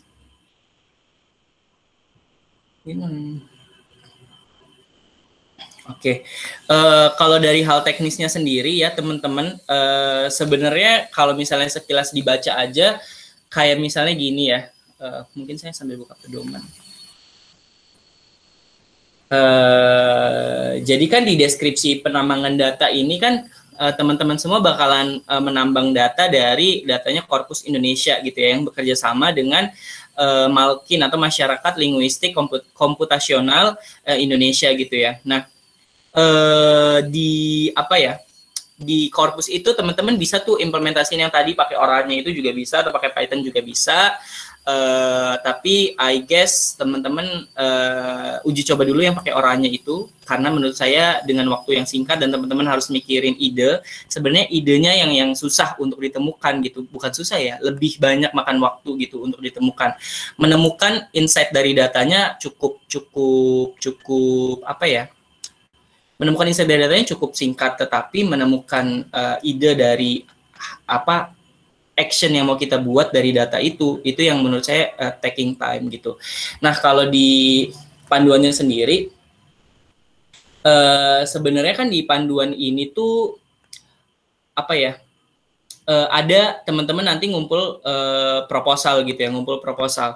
Nah, di proposal itu biasanya itu tuh teman-teman nggak boleh lebih dari 10 halaman gitu ya. 8 sampai 10 halaman gitu. Nah, di situ benar-benar teman-teman harus jabarin banget teman-teman itu buat apa sih gitu. Abstraknya apa? Oh, dari data yang ditemukan misalnya abstrak itu mungkin gimana ya menjelaskan. Abstrak itu adalah gambaran secara umum yang teman-teman buat gitu ya. Oh, dari data Korpus Indonesia saya menemukan bahwa X, Y, Z sehingga dapat diusulkan ABC seperti itu. Nah, itu tuh dijabarin di abstrak gitu. Jadi pembacanya nanti familiar, oh mau buat ini nih, orang ini dari data ini ditemukan ini, akurasinya segini, mau dibuat ini solusinya gitu. Nah, itu bisa pakai apa, mengapa, bagaimana gitu. Nah, di abstrak itu benar-benar harus hati-hati dalam menulisnya, benar-benar yang harus ekstra simple abstraknya, tapi nggak simple tapi jelas gitu di abstrak itu gitu. Jadi mau buat apanya jelas, mau nujunya kemana jelas, udah jadinya udah jelas gitu. Nah, itu di abstrak. Kemudian di pendahuluan kayak latar belakang, tujuan dan manfaat serta batasan yang digunakan, ini sebenarnya general ya, sering banget dipakai teman-teman mahasiswa semua untuk membuat makalah gitu. Nah, saran saya sih ya, ada teman-teman yang fokus untuk ngurusin makalahnya, ada teman-teman yang fokus ngolah datanya, terus juga ada teman-teman yang fokus untuk melakukan eksplorasi gitu. Jadi di 3 tim itu ada fokus-fokusnya. Kalau misalnya saya dulu pengembangan pengembangan perangkat lunak, saya fokus di ide bisnis dan produk manajernya gitu. Kemudian si Irham fokus di UI UX. Auliari udah fokus di pemrogramannya. Nah, itu tuh bisa jadi komponen yang kefokusan itu tuh bisa membantu teman-teman semua gitu untuk mempermudah, gue fokusnya di proposalnya nih. Oke deh, buat secara fokus sebenar mungkin, seperfect mungkin untuk bisa akhirnya kita mewakili ilmu komputer di nasional gitu. Kemudian studi literatur. Nah, studi literatur ini sebenarnya nggak boleh dari internet ya teman-teman ya. Kenapa sih nggak boleh dari internet? Boleh sebenarnya, tapi asal citasinya ini mungkin lebih dalam ya. Citasinya kayak citasi itu parafrasenya kayak misalnya makan agar kenyang, anonim, 2020. Nah, itu tuh citasinya itu harus diperhatikan, tidak boleh copy paste gitu. Bolehnya adalah merujuk atau mensitasi ke studi literatur kita kayak jurnal atau buku kayak gitu-gitu. Nah, itu juga harus diperhatikan benar originalitasnya. Pasti ada penilaiannya soalnya. Kemudian yang kedua, yang terakhir adalah mempertimbangkan bagaimana mempertimbangkan bagaimana sih sebenarnya metodenya gitu. Nah, tadi misalnya pakai metode clustering. Saya cluster nih yang memiliki sentimen positif itu ngomonginnya ini, yang memiliki sentimen negatif terhadap COVID ngomonginnya ini, yang netral terhadap COVID ngomonginnya ini. Nah, itu tuh bisa tuh pakai metode itu gitu. Di orangnya juga ada sih fiturnya gitu. Kemudian menyampaikan hasil pengujian gitu, teman-teman. Hasil pengujian ini biasanya kalau di data itu adalah tingkat akurasinya gitu ya. Nah, tingkat akurasinya seperti apa sih data kamu ini dari korpus Indonesia itu? Apakah benar-benar akurat yang ngomongin COVID itu lebih besar daripada yang ngomongin politics? Nah, itu bisa dinilai gitu akurasinya seperti apa gitu. Kemudian adanya analisis atas data hasil pengujian gitu ya. Jadi dari pengujiannya itu kamu jabarin ternyata yang ngomongin COVID segini. Terus setelah diuji dengan metode ini hasilnya segini gitu. Sedetail mungkin gitu. Kemudian ada kesimpulan. Terus ini ada tambahan. Jadi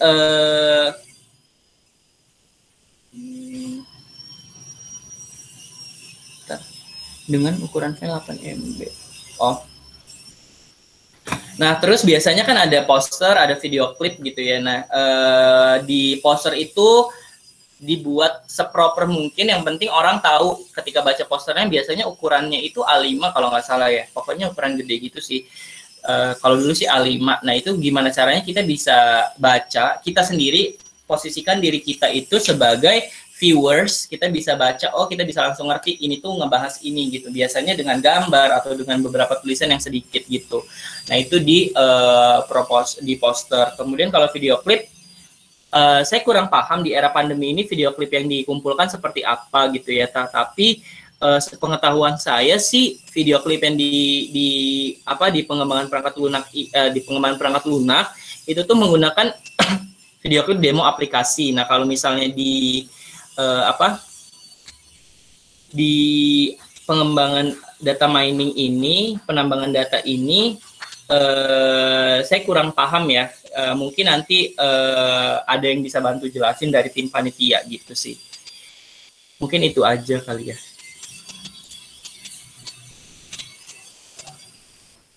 Baik, bagi peserta yang mungkin ada pertanyaan, dipersilakan untuk bertanya dengan menghidupkan mic-nya atau bisa ditulis di kolom chat.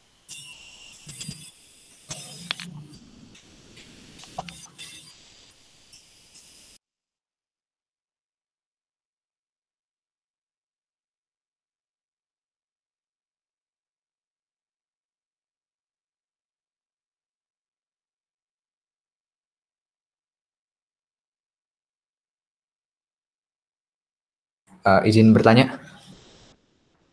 Iya. Oke. Sebelumnya, perkenalkan nama saya Alif Akbar Kartinata dari Angkatan 20. Kak, saya ingin bertanya. Tadi di awal-awal Kakak bilang ada 2 bahasa pemrograman yang dipakai untuk data science, yaitu Python dan juga R. Nah, pertanyaan saya itu, dari 2 bahasa itu, mana yang mencerminkan data banget gitu? Atau mana yang tools-toolsnya itu lebih banyak dipakai di industri gitu, Kak? Atau saya juga minta saran dari kedua bahasa itu, mana yang banyak digunakan di industrinya, Kak? Udah, seperti itu aja, Kak, pertanyaannya, Kak. Terima kasih. Ini keren banget ya pertanyaannya. Jadi, the first moment saya ada di industri, saya pakai R gitu ya. Saya pakai R. Tetapi saat ini saya mau pindah ke Python gitu. Saya benar-benar lagi fokus ikutin bootcamp Python sekarang gitu. Jadi, R itu adalah bahasanya orang statistik dan matematik sebenarnya. Kenapa? Karena scriptingnya matematik banget gitu. Python itu adalah bahasa yang digunakan oleh orang-orang ilmu komputer gitu. Nah, saat ini 2 bahasa ini adalah 2 bahasa yang sangat seksi digunakan di industri data gitu, baik R, baik Python gitu. Tetapi menurut saya yang lebih kaya itu adalah si Python gitu. Dia lebih apa ya? Library yang dimiliki oleh Python di machine learning-nya sendiri itu lebih banyak gitu. Lebih mudah dipakai untuk orang-orang yang berasal dari industri, lebih mudah digunakan oleh orang-orang yang berasal dari ilmu komputer gitu. Jadi pencerminannya adalah kita dari orang ilmu komputer pasti kenal sama Python. Belum tentu orang-orang matematika itu kenal sama si Python ini gitu. Nah, si R sama Python ini adalah sama-sama bahasa yang digunakan untuk industri data gitu. Walaupun saat ini benar-benar banyak banget yang menggunakan Python gitu. Kenapa? Yaitu tadi Python library-nya lebih banyak dan lebih banyak komunitas Python-nya sendiri gitu. Jadi menurut saya saat ini Python adalah salah satu bahasa pemrograman yang banyak justru dicari ketika dicari ketika istilahnya kalau misalnya teman-teman lihat gitu ya di poster rekrutmen itu tuh nyarinya Python SQL gitu karena komunitas Python itu udah sangat-sangat banyak banget sekarang gitu sih. Oke, terima kasih, Kak, jawabannya, Kak. Iya, thank you. Baiklah, mungkin dari peserta masih ada yang ingin ditanyakan lagi.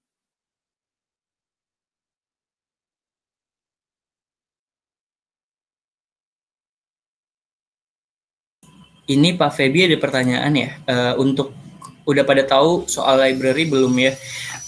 Library itu sebenarnya kalau di C++ gambarannya library itu include IOStream itu library tuh. Jadi gimana ya determinasinya? Library itu teoreticalnya udah ini.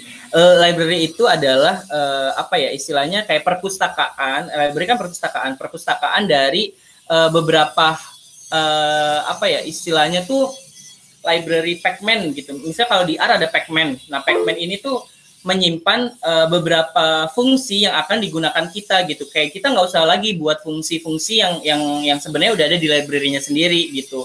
Jadi perpustakaan yang menyimpan fungsi-fungsi yang kita butuhkan gitu. Jadi kayak misalnya fungsi dari customer segmentation pakai K-prototyping itu, oh ya udah pakai aja library K-prototype gitu. K-means, oh ya udah pakai aja library K-means di Python, itu udah ada fungsi-fungsinya disimpan di dalam library itu gitu sih.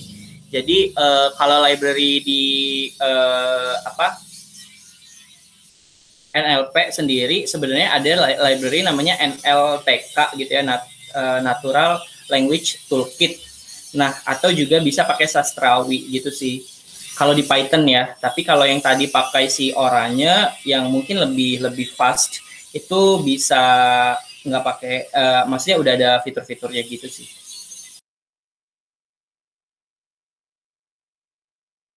Thank you Pak Feby.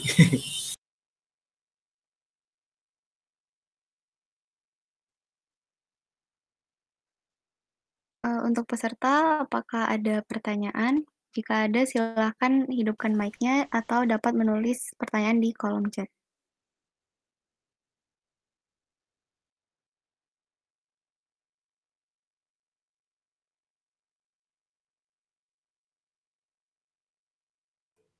Izin bertanya, Kak. Saya Septrian dari Ilmu Komputer 2018. Mau tanya, Pak, Kak, kalau misalnya di industri itu kebanyakan data yang diolah itu harus ngumpulin sendiri atau sudah disediakan gitu, Kak? Jadi kayak kita harus cleaning lagi, ngumpulin atau processing lagi. Apa benar-benar kayak tinggal coding gitu, data jadi tinggal diproses, kan itu jauh lebih nyaman ya, Kak. Yang Kakak sering temuin apa, Kak, biasanya? Terima kasih. Oke, nah ini bagus juga nih pertanyaannya nih, Septrian. Apa kabar Septrian? Kayaknya udah lama banget gak ketemu ya. Jadi kalau di industri itu tuh bener-bener kita cleaning sih. Kayak data-datanya kan kotor. Nah, kenapa ada yang namanya data engineer gitu. Nah, data engineer ini tugasnya ngumpulin sama cleaning gitu, cleaning datanya gitu. Jadi praktisi data itu nanti si data analis bisa nggak cleaning? Oh iya, dia bisa cleaning tapi nggak sedip si data engineer cleaningnya gitu. Jadi nanti si data engineer udah collecting sama cleaning gitu ya, biasanya ada third party kayak misalnya Mitrans untuk transaksi-transaksi kayak payment, munculin virtual POS, munculin virtual account-nya, virtual number-nya, terus juga ada data-data dari Shopback, agregator ya. Shopback itu gini, jadi Shopback itu as information aja, itu tuh agregator ke customer agar customer bisa beli produk-produk kita sebenarnya gitu. Itu si Shopback. Nah, jadi ada data dari agregator itu ter-PL, itu dari eksternal tuh kita kumpulin lagi. Sebenarnya datanya kotor, belum divalidasi lah, belum sebenarnya wasting time-nya sih di ini sih sejujurnya wasting time-nya banget adalah di cleaning data gitu. Kalau munculin insight kayaknya udah lumayan cepet lah gitu. Kemudian dari cleaning ini datanya itu udah dikumpulin dari eksternal, internal, akhirnya di cleaning sama seseorang data engineer gitu. Nah, mungkin yang teman-teman jago coding, jago Python, jago jago coding lah, itu bisa banget tuh masuk si engineer gitu, engineer data gitu sih. Gitu. Jadi benar-benar start from zero banget kalau mau ngolah data.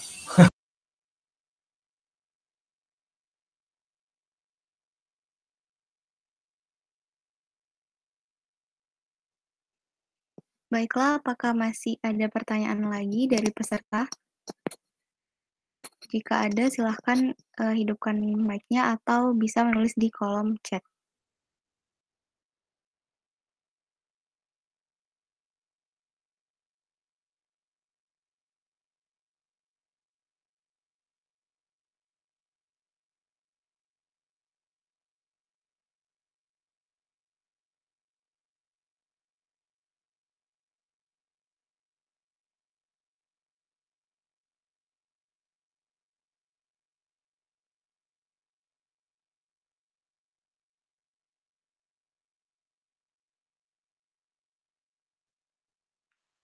Baiklah, mungkin tidak ada lagi. Untuk Kak Tantut, mungkin ada tips dan trik untuk peserta untuk memberi pencerahan atau mungkin memotivasi yang mengikuti cabang perlombaan penambangan data ini. Oke, mungkin satu hal yang belum saya sampaikan dari awal banget adalah ketika teman-teman lomba, benar-benar diseriusin, benar-benar didalemin. Kenapa? Karena sejujurnya kenapa saya bisa lulus cepat juga, saya pakai produk yang saya dan tim saya hasilkan untuk lomba gitu waktu itu. Nah, jadi saya pakai produk itu. Kenapa? Yang pertama, kalau kita ikut lomba, produknya udah ada prototipe-nya, tinggal kita kembangin dikit-dikit. Yang kedua, kita udah ada laporannya, tinggal kita kembangin dikit-dikit. Yang ketiga, kita udah tahu kita mau buat apa gitu. Nah, jadi kayak misalnya nanti ketika teman-teman udah di semester 5, di semester 6, semester 7, itu teman-teman udah nggak bingung lagi. Oh, udah ada nih arahnya kemana sih? Ya udah, saya kembangin aja apa yang udah pernah saya buat gitu sama tim. Itu bisa dipakai bertiga gitu. Kenapa saya juga bisa lulusnya bertiga? Karena kita satu topik gitu, satu topik tapi 3 judul gitu. Nah, itu tuh bisa dipakai. Jadi menurut saya, kalau teman-teman udah nyemplung, nyemplung sekalian, kalau udah basah lelepin sekalian, jangan nanggung-nanggung. Kenapa? Karena menurut saya benefitnya banyak banget dari ikut lomba ini gitu. Jadi how doing maksimum, teman-teman bisa banget memperkenalkan diri teman-teman ke dunia yang baru ini gitu, dunia data yang mungkin belum ada fokusnya di ilmu komputer gitu. Nah, teman-teman kalau udah nyemplung bahasa sekalian aja gitu. Jadi jangan pernah nanggung-nanggung. Oh, ikut lomba karena diancem nilainya bakalan dikurangin kayak gitu-gitu. Buang itu semua. Menurut saya itu at the end of the day ketika saya daftar kerja gitu ya, saya nggak pernah ditanyain berapa IPK-nya gitu. Menurut saya hal-hal yang kayak gitu bukan berarti tidak untuk dipertimbangkan, oh saya harus dapat nilai bagus, tetapi jangan jadi priority utama teman-teman untuk ikut lomba ini gitu, karena diancam nilai, diapain segala macem, segala macem kayak gitu. Tapi benar-benar kalau mau nyemplung sekalian. Kenapa? Karena benefitnya banyak banget gitu teman-teman. Jadi menurut saya mungkin salah satu hal yang bisa saya sampaikan itu kali ya, untuk memotivasi semuanya gitu. Thank you. Baik, terima kasih kepada Kak Tantut atas motivasinya. Mungkin sekian pelatihan TIK Divisi Penambangan Data pada sore hari ini. Terima kasih kepada Kak Tantut atas penyampaian materi yang sangat memotivasi, dan juga kepada para peserta diucapkan terima kasih banyak karena telah menghadiri pelatihan TIK pada sore hari ini. Terima kasih kepada Pak Feby yang juga menyempatkan hadir. Di sini saya selaku moderator meminta maaf apabila terdapat kesalahan. Kepada Allah saya mohon ampun. Saya akhiri. Wassalamualaikum warahmatullahi wabarakatuh. Waalaikumsalam warahmatullahi wabarakatuh. Saya minta waktunya sebentar sebelum pada live ya. Iya, Pak. Ini ada kabar gembira dari jurusan ya, terkait untuk sesi lanjutan dari pelatihan ini ya. Jadi tadi saya dapat info dari Pak Didi, kalau mau mengadakan sesi lanjutan nanti akan difasilitasi ya. Jadi tinggal komitmen dari pemateri sama peserta aja. Kalau dari Tantut siap ya buat awal adik-adiknya nih? Itu kapan ya Pak? Nah itu nanti tergantung dari kesiapan pemateri sama peserta aja gitu. Nanti saya lihat dulu ya Pak. Soalnya ya saya lihat dulu deh gimana ya waktunya. Ya saya tahu sih kalau Tantut sih sibuk ya. Begitu. Mungkin ya makasih banyak ya Tantut ya. Ini tadi luar biasa tadi closing statement-nya ya. Ya nanti kalau tinggal nanti kontak panitia aja ya. Kalau misalkan bisa langsung informasikan ke panitia kalau ada sesi lanjutan untuk data mining ya. Nanti bisa sama pembimbing juga ya koordinasinya nanti. Biar panitia yang ngebun. Itu aja ya, terima kasih ya. Thank you Pak Feby. Oke, saya live dulu ya. Iya. Thank you teman-teman, saya live ya. Thank you. Selamat sore semuanya, selamat belajar. Thank you. Assalamualaikum warahmatullahi wabarakatuh. Waalaikumsalam warahmatullahi wabarakatuh. Terima kasih Kak.